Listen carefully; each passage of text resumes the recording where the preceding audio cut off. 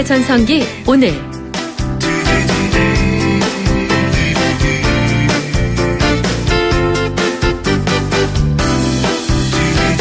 주말 휴일 동안 안녕하셨습니까? 당신의 전성기 오늘 이익선입니다.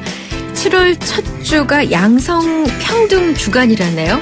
혹시 아셨나요? 미군 해병대는요, 올해 처음으로 남성 전유를 의미하는 보직 명칭을 대거 바꾼다고 하죠. 보병, 포병, 수색병과 같은 19개 보직의 명칭에서 남성을 의미하는 man이라는 용어를 없애고요. 해병대원을 뜻하는 marine으로 바꿔서 금녀의 성이나 마찬가지였던 보직을 여군들에게도 개방해서 차별을 없애겠다 하는 겁니다. 우리나라의 양성평등 수준 어떻게 보십니까? 멀리 볼 것도 없고 우리 가정 내에서 엄마, 주부의 위치가 어디쯤인지 생각해보면 답이 나오는데 그래도 예전보다는 많이 대접받고 대우받는 것 같죠? 그래서 좀 다행이다 싶은데요. 오히려 요즘에는 남자들이, 아빠들이 가정에서 존중받지 못하고 대접 못 받는다는 얘기가 나올 정도니까요. 평등이라는 게 각자의 그 고유의 역할, 존재의 의미를 인정할 때 진짜 가능한 얘기구나 싶습니다.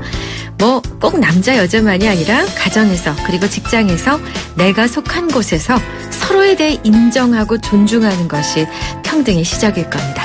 7월 4일 월요일 당신의 전성기 오늘 시작합니다.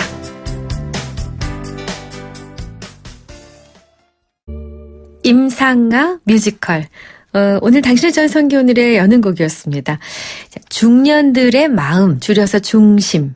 세상의 중심이기도 한 중년의 마음 들여다보는 시간, 오늘의 중심.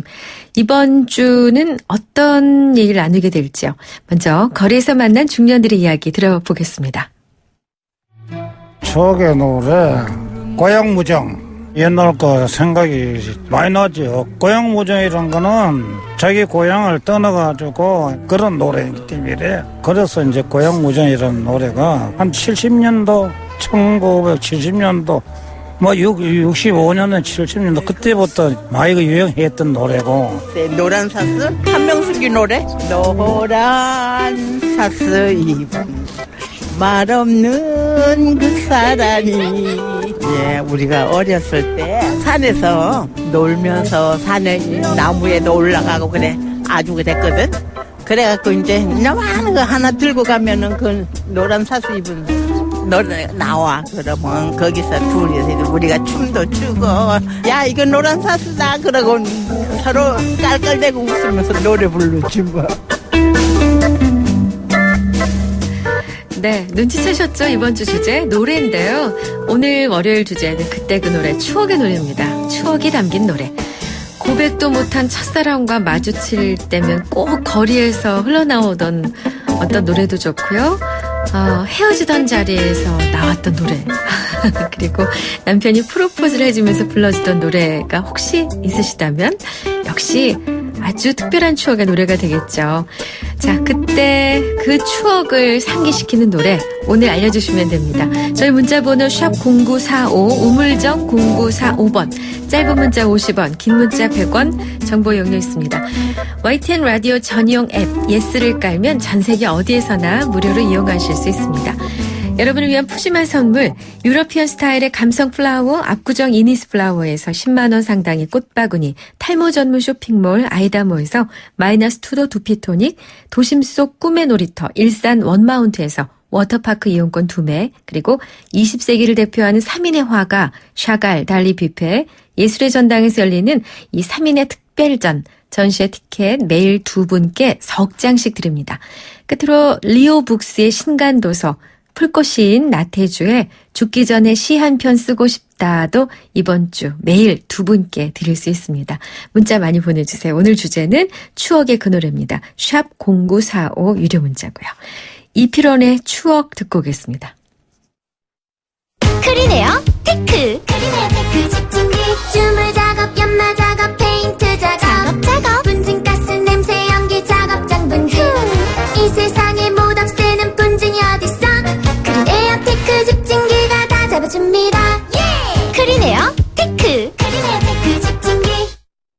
네, 당신의 전성기 오늘 월요일 순서 함께하고 계신 지금 시각이 10시 20분입니다. 저희 문자가 샵 0945번인데요. 4471님이 점점 중년 남성들이 설 자리가 사라지는 것 같아요. 이렇게 주시면서 추억의 노래까지 해주셨는데 이 문자는 이따가 제가 읽어드릴게요. 그리고 7253님. 평생 농산일밖에 모르시던 우리 아버님 6남매 키우시면서 손에 일을 놓지 않으시던 정말 평생 일밖에 모르시던 아버님이 항상 동네 잔치 때면 막걸리 한잔 하시며 부르시던 노래 고향무정. 아까도 고향무정. 앞서도 한 분 얘기하셨었는데 지금 돌아가신 지 20년이 지났는데도 여태 생각이 납니다. 라고 주셨어요. 네. 감사합니다. 샵 0945 계속 열어두겠습니다. 자, 오늘 월요일 코너 당신의 주치의 만나는 시간인데요. 잠시 후에 뵙도록 할 텐데 오늘 내용은요. 비뇨기과입니다. 비뇨기과에 관한 어려움, 궁금증, 상의하실 일 있으시면 역시 샵 0945 활용하시면 됩니다. 안녕하십니까. 가수 윤수일입니다. 저는 주파수를 돌리다 보면 항상 YTN 라디오에 멈추게 되더라고요. YTN 라디오에서는 시사, 경제, 생활정보 그리고 날씨와 교통정보까지 저에게 플러스가 되는 뉴스가 가득하기 때문인데요. 제 노래 가사처럼 언제나 저를 기다리는 YTN 라디오. 내 오랜 친구 같은 라디오. 저 윤수일은 언제나 94.5MHz YTN 뉴스 FM입니다.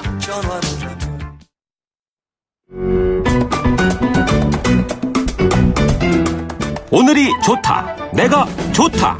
당신의 전성기 오늘.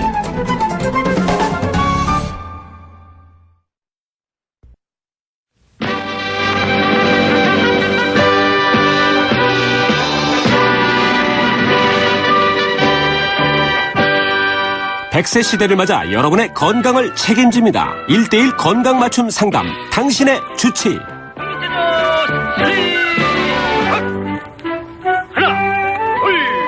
이 노래만 나오면 체조를 해야 될 것 같은데 방송에 집중해 주십시오. 당신의 전성기 오늘 월요일 코너입니다. 당신의 주치. 중장년층의 건강을 지켜드리기 위해 마련된 코너입니다. 오늘 함께해 주실 분은 이대 목동병원 비뇨기과의 윤하나 교수세요. 교수님 어서 오십시오. 네, 안녕하세요. 수술하시다 오셨다면서요. 네, 사실은 오늘 제일 바쁜 수술이 많은 날이라. 네. 죄송하고 감사합니다. 아닙니다. 근데 청취자 여러분들 조금 놀라셨을 것 같아요. 산부인과 교수님 아니시고 비뇨기과 교수님 맞습니다. 비뇨기과 여의사 1호라고 들었습니다. 맞습니까? 네, 네, 제가 벌써 그게 이제 시간이 꽤 됐는데 비뇨기과가 사실은 소변을 다루는 과목이기 때문에 남자 여자 상관없이 다 소변은 보잖아요. 화장실은 가는데 네. 이상하게 그거를 전공하는 여자 선생님들이 없으셨어요. 근데 제가 다행히 이제 네. 줄을 빨리 서서 1호가 네, 1호가 됐네요. 네. 그러셨군요. 그럼 보통 여성들이 이쪽에 문제가 생기면 막 산부인과 가시던데요? 그게 그러니까 사실은 비뇨기과가 다루는 분야가 콩팥, 부신, 요관, 방광, 요도 그리고 남성의 전립선, 뭐 남성 생식기, 성기능 네. 그리고 여성의 성기능 뭐 그런 것들이어서 네. 방광이나 이 콩팥에 관련된 것들은 사실 다 비뇨기과에서 보는 게 가장 이제 원칙이죠. 근데 이게 여성분들은 일단은 제 앞에는 남자 선생님들밖에 없었으니까 가기도 좀 꺼렸었던 것도 있을 거고. 옛날에 우리나라에서 비뇨기과가 처음에 도입될 당시에 피부 비뇨기과에서 이제 피부병과 성병과 비뇨기 질환을 같이 봤었어요. 그러니까 비뇨기과 하면은 너무 남자들의 성병만 먼저 생각을 했었었기 때문에 맞아요. 가기가 이렇게 썩 내켜하지 않는. 사실 저도 의과대학 다닐 때 학생 때 저희 선배 아버님이 비뇨기과를 하고 계셨었는데 아버님이 저희 아버지는 산부인과를 하셨어요. 네. 근데 그럼에도 불구하고 아버님이 비뇨기과 하신다 그러니까 왜 비뇨기과를 그랬었거든요. 그러니까 이게 인식이 잘 모르고 있었던 건데 이제 나중에 배우고 보니까 비뇨기과가 굉장히 중요한 그런 학문이라는 걸 이제 나중에 알게 됐죠. 근데 아까 네. 말씀 중에 이제 남성의 성기능이 비뇨기과인 건 알겠는데 네. 여성의 성기능도 비뇨기과입니까? 왜냐하면 비뇨기과에서 다루는 중요한 학문 분야 중에 하나가 성의학이라는 그러니까 성적인 반응과 이런 기능이 제대로 되는 거 안 되는 것들을 이렇게 치료하고 관리를 네네. 해주는 것이 이제 한 파트가 있는데 그렇구나. 그거는 남성 여성 다 마찬가지죠. 그래서 성의학하면은 남성 파트 그리고 여성 파트 그렇게 이제 나눠져서 사실은 부부가 같이 치료해야 되는 경우도 많기 때문에 비뇨기과에서 다룹니다. 네. 이제 제대로 알았습니다. 근데 사실 비뇨기과가 더 절실한 사람 하면은 아무래도 중장년 이후 노년층에서 더 절실히 원하는 네. 진료 과목이 아닐까 싶거든요. 네. 그게 이제 이 방광 질환이나 남성 같은 경우에 전립선이나 여성의 방광 질환 또 뭐 이제 비뇨기과에서도 다루는 중요한 것 중에 하나가 종양인데 이런 병들이 전부 나이가 들면서 더 많이 생기게 되죠. 그래서 특히 중년 이후에 이제 증상이 뚜렷이 나타나기 시작을 하면서 나이가 드시면 드실수록 거의 그 나이대에 비례해서 팍팍 올라가세요. 그러시군요. 전립선 같은 경우에는 60대 60%, 방광 요실금 같은 경우에 여성 60대 60% 이럴 정도로 굉장히 높아지기 때문에 네. 아무래도 나이가 드신 중장년 이후가 훨씬 더 비뇨기과에 해당하는 질환을 많이 가지게 되시죠. 그러시군요. 네, 오늘 이대목동병원 비뇨기과 윤하나 교수와 함께 비뇨기과와 관련된 여러분의 어려움들, 고충을 상담받고자 합니다. 샵 0945 열어두겠고요. 일단 저에게 들어온 그 사연이 있어서 요거를 먼저 해결을 해보고 가겠습니다. 자, 연세가 높으신 분의 얘기인데요. 안녕하세요. 제 남편은 64살입니다. 전립선 비대증으로 몇 년째 고생 중이죠. 시원하게 소변을 못 누는 건 물론 어떨 때 화장실 급하다고 하면서 오랫동안 들어갔다 나와도 시원하지 않다고 불만입니다. 때로는 전혀 볼일을 못 본 적도 있죠. 최근에는 소변을 거의 다 누웠을 때 피가 섞여 나왔다고도 하는데 주변에서는 그렇게 보였다 안 보였다 할 수 있으니 괜찮다고 말하지만 저는 걱정입니다. 제가 이렇게 사연을 보내는 이유는 사실 전립선 비대증으로 꽤 오래 고생을 했으면서도 약만 먹지 수술을 받지 않으려 하기 때문입니다. 4년 전 후두암 수술을 한 후에는 절대 수술하려 하지 않아요. 근데 후두암 수술 후 침샘이 말라서 계속 물을 축여야 하거든요. 목은 마른데 물을 먹으면 소변을 넣어야 하고 누는 것도 고통이니 옆에서 보기 안쓰럽습니다. 술 좋아하던 양반이 전립선 비대증 앓고 술 끊었고요. 며칠 전 맥주 한 잔 먹고 잤다가 밤에 소변을 보지 못해 병원으로 실려간 뒤 제가 지긋지긋해 수술하라고 볶는데도 꿈쩍 안 납니다. 화장실 고민으로 여행도 못 가고 맨날 화장실에서 쩔쩔매고 있는 남편을 보고 있자니 성생활에 대한 욕구는커녕 밤에도 같이 자고 싶은 생각도 없습니다. 이거 어떻게 해야 됩니까? 총체적인 난국이죠. 네. 일단은 소변 문제를 일단 집중적으로 보면 일단 우리가 가장 여러분들이 조심해야 될 것 중에 하나가 주변의 말을 듣는 거예요. 의사들이 환자를 치료할 때 가장 힘든 것 중에 하나가 주변에서 누가 그러다더라는 얘기를 듣고 오셔가지고 뭐 이제 그거에 대한 선입견을 가지고 설명을 듣게 되면은 굉장히 이제 받아들이기가 어려워지는데. 네. 말씀하신 사연 중에 소변 끄트머리에 피가 섞여 나온 적이 있다고 했는데 그러다가 말다가 할 수 있으니까 그냥 둬봐도 된다라는 주변의 얘기를 듣고 병원 안 가셨다고 하시는데 사실은 그게 가장 위험하거든요. 정상적으로는 소변에 피가 나오면 안 되죠. 눈에 보일 정도로 소변에 피가 나온다는 거는 뭔가 문제가 있다는 얘기고 네. 그게 뭐 염증일 수도 있고 결석일 수도 있고 종양일 수도 있는데 그거를 확인하지 않고서는 괜찮은지 아닌지 알 수가 없어요. 그렇죠. 그래서 반드시 네. 그런 경우엔 병원을 가셔야 되고 네.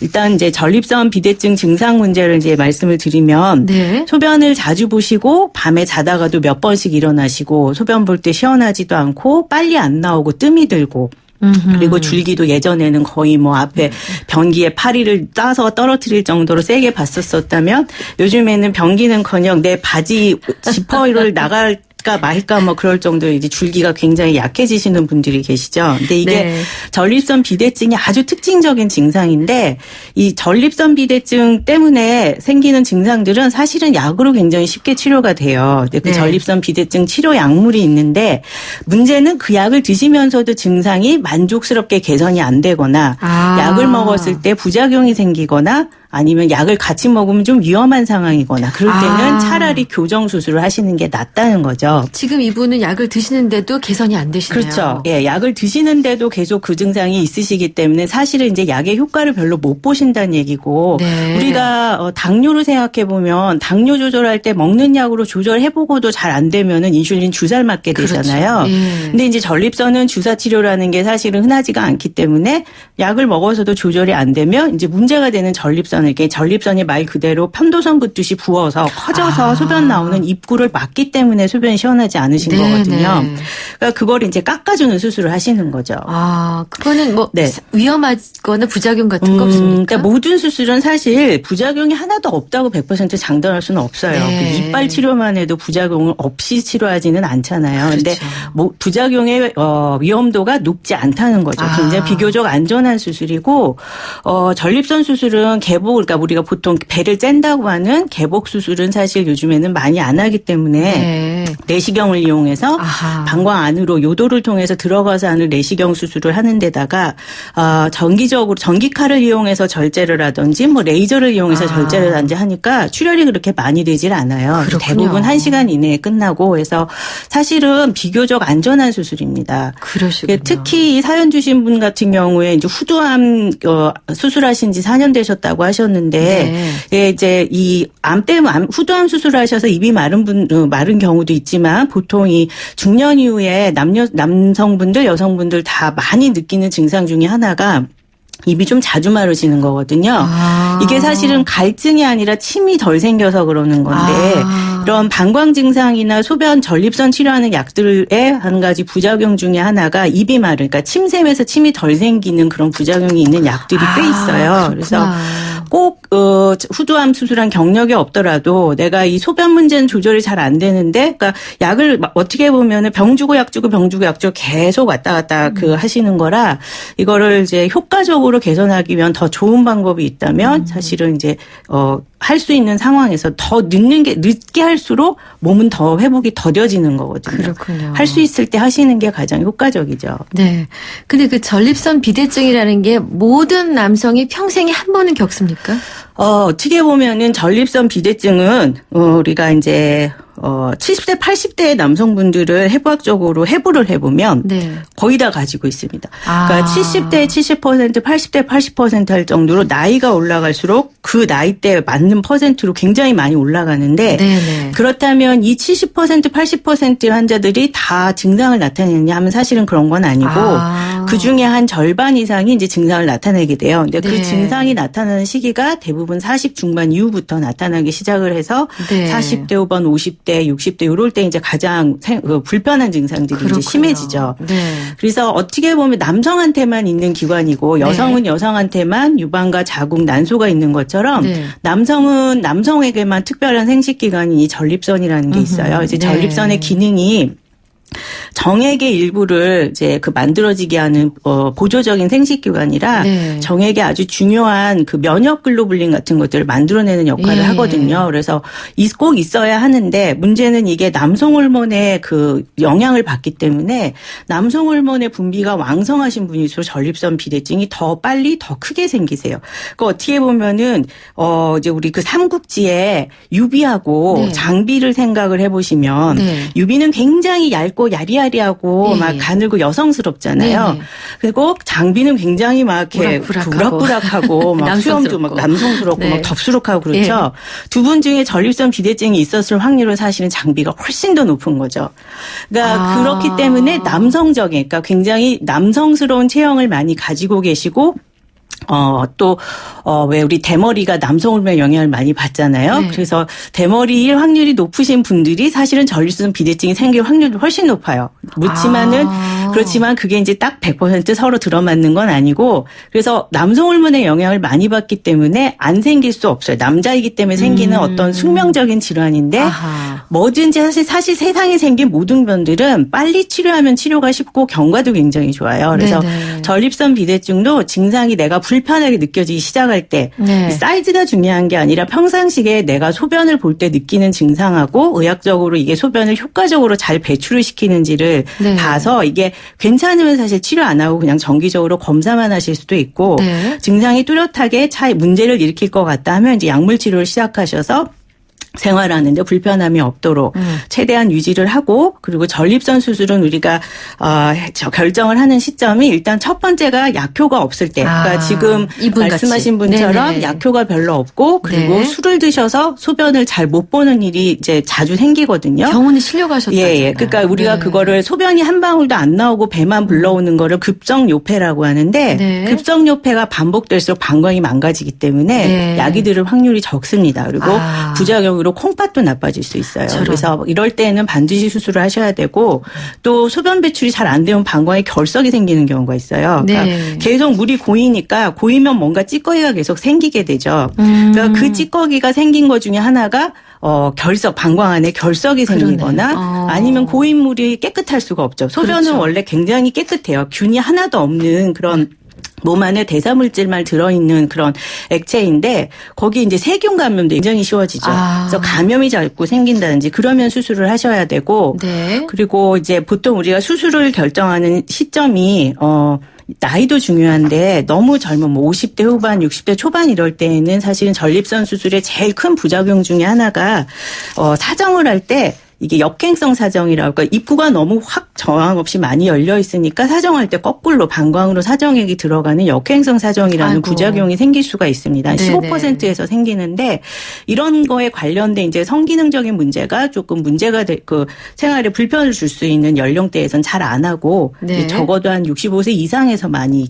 수술을 하시게 됩니다. 네네. 근데 좋아진 건 요즘에 수술 방법들이 이런 부작용이 점점 줄어들고 있어서 예. 더 어린 연령대에서도 네. 필요하시면 할 수 있죠. 자, 그럼 앞서 사연을 주신 분의 처방전은 수술을 네, 수술을 고민하셔야 된다. 예, 하시는 게 좋습니다. 지금 문자가 많이 들어왔는데 사실 제가 질문을 몇 가지 준비했는데요. 이 질문에 대해서 짧게 좀 답을 부탁드리겠습니다.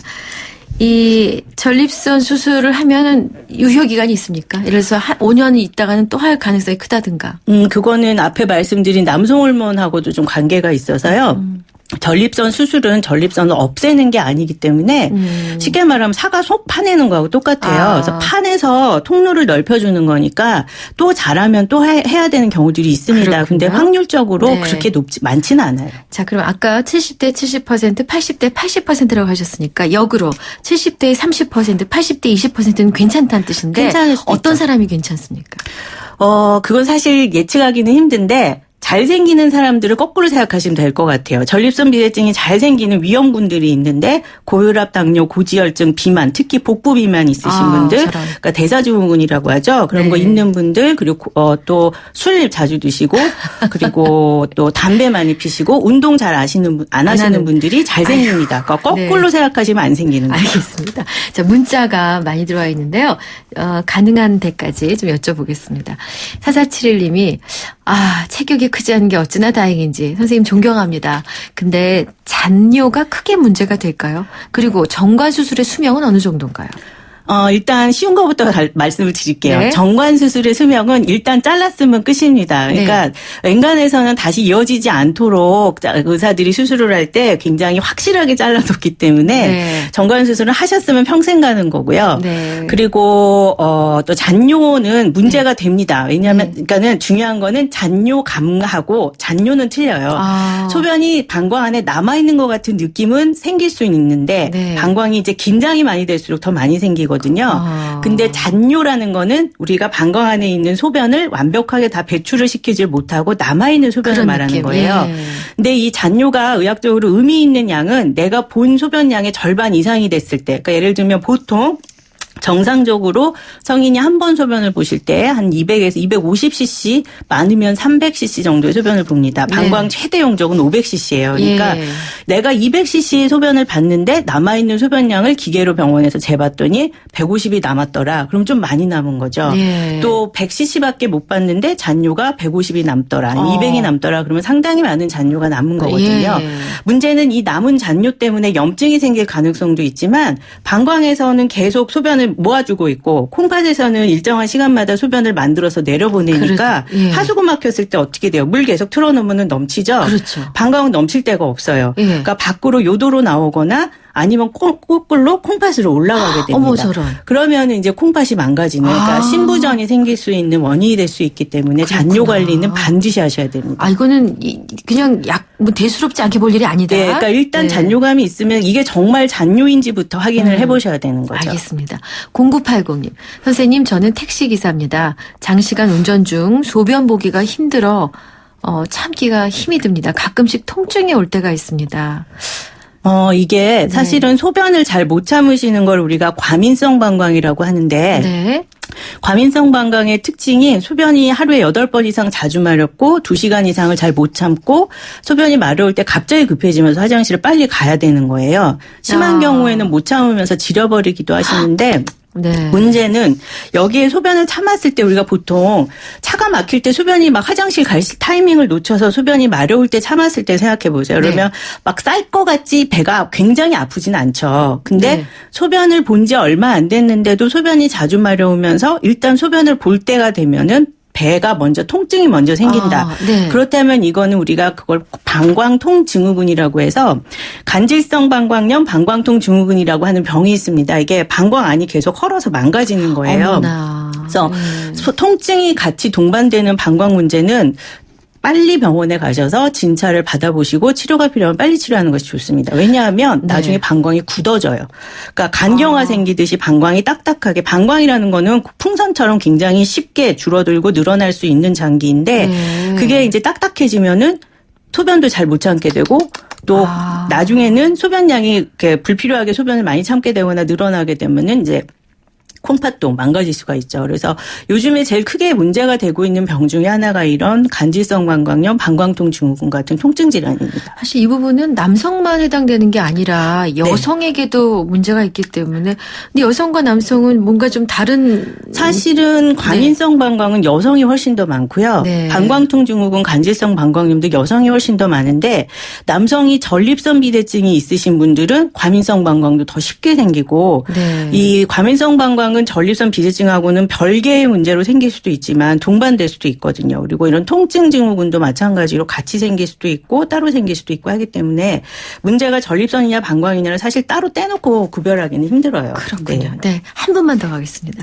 1118님, 40대 남성입니다. 간혹 가다 요도 속에서 따끔거린 느낌이 있는데 이거는 정상적인 건가요? 라고.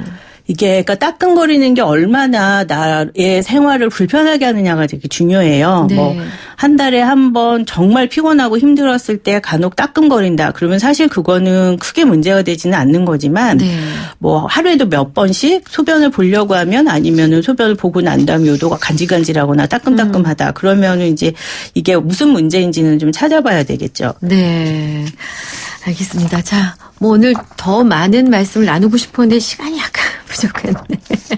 그 여성을 위한 시간을 저희가 따로 마련해야겠는데 네. 선생님 월요일 날 엄청나게 바쁘신 건 알지만 네. 한 번 정도만 더 시간을 네. 사실은 방광 문제는 여성이 훨씬 더 많이 가지고 있어서. 그러니까요. 네, 여성은 정말 제가 몇 부작에 걸쳐 시리즈로 말씀드릴 수 있습니다. 시간만 허락해 주시면 네. 저희는 언제든 모셔야겠습니다. 네. 자, 당신의 전성기 오늘 월요일 코너 당신의 주치 이대 목동병원 비뇨기과 우리나라 1호 비뇨기과 의사십니다. 윤하나 교수와 함께했습니다. 교수님 감사합니다. 네, 감사합니다. 안녕하세요. 블랙야크의 새 얼굴 이진욱입니다. 이번 주도 등산 계획 있으시죠? 저도 산 참 좋아하는데요. 이번에 산을 즐기는 새로운 법을 알게 됐어요. 대한민국의 보물 같은 명산을 블랙야크와 함께. 등산이 더 즐거워지는 방법. 블랙야크 명산 100 프로젝트. 세상은 문 밖에 있다. 블랙야크. 네, 당신의 전성기 오늘 월요일 순서 함께하고 계신 지금 시각이 10시 48분입니다. 오늘의 중심 주제, 추억의 노래로 여쭈었더니요. 4180님. 중학교 수학여행 때 고고춤은 꼭 이 노래에 맞춰 추었습니다. 바로 이종영의 너. 이 노래만 나오면 중학교 수학여행이 떠오릅니다. 이렇게 느린 노래에도 춤을 출 수가 있다는 사실은 저는 놀라운데요. 아, 그러셨구나. 4471님. 마눌님과 데이트할 때 김상배의 안 돼요 안 돼가 그렇게 자주 들리더니 역시나 결혼한 뒤 알고 보니 잔소리 대마왕이더라고요. 아, 절 말리는 노래였나 봅니다. 하셨고 7253님 평생 농산일밖에 모르시던 우리 아버지가 아까 제가 읽어드렸는데요. 이 고향무정. 그 거리에서 만난 분도 고향무정 얘기를 하셨는데 이렇게 주셨어요. 그런가 하면은 5788님이 저는 그 이은미의 애인 있어요라 굉장히 그 많은 분들이 좋아하시죠. 이 노래만 들으면 옛날 남자친구 생각이 나네요. 지금 뭐 하고 있을지 잘 살고 있을지 궁금해져요라고 주셨어요. 이 노래 얽힌 이야기들이 좀 많으실 텐데 이번 주 한 주 동안 노래 얘기할 겁니다. 자, 오늘 끝곡은요. 그 4180님이 신청하신 이종용의 너로 준비를 했는데 잠깐만 좀 기다려보겠습니다. 자, 당신의 전성기 오늘 여러분과 함께하는 프로고요. 40대 이후에 중장년층 여러분을 응원하는 프로그램인데요. 여러분께서 굉장히 많이 참여해주고 계세요. 월요일에는 저희가 당신의 주치의라는 코너로 건강 상담을 해드리고 있고요. 화요일에는 문제는 화병이야. 이 관계 중심 회복 프로그램. 그러니까 여러분이 가정에서 또 사회에서 일터에서 사람과 얽힌 여러 가지 어려움이 있으실 때 이걸 해결해 드리고 있습니다. 그리고 수요일에 재테크 시간 알려드리는데 사실 재테크가 어렵지만 아주 세부적인 주제를 갖고 재테크 상담 도와드리고 있고요. 목요일에 인생 상담 해드리고 있죠. 여러분의 감성을 깨워드리고 있는데 지난주 이 시간에 시인 나태주님 모시고 풀꽃부터 시작해서 여러분의 시심을 일으켜드리는 여러 가지 이야기 해드렸습니다. 여기가 평일 방송이기 때문에 금요일까지만 이어지죠. 금요일에는 노차싸 노답을 찾는 사람들로 꾸미고 있습니다. 자, 4180님의 신청곡 이종영의 너 들려드리면서 오늘은 인사 올리겠습니다. 당신의 전성기 오늘 마칩니다. 여러분 오늘이 여러분 최고의 날입니다. 내일 뵙겠습니다.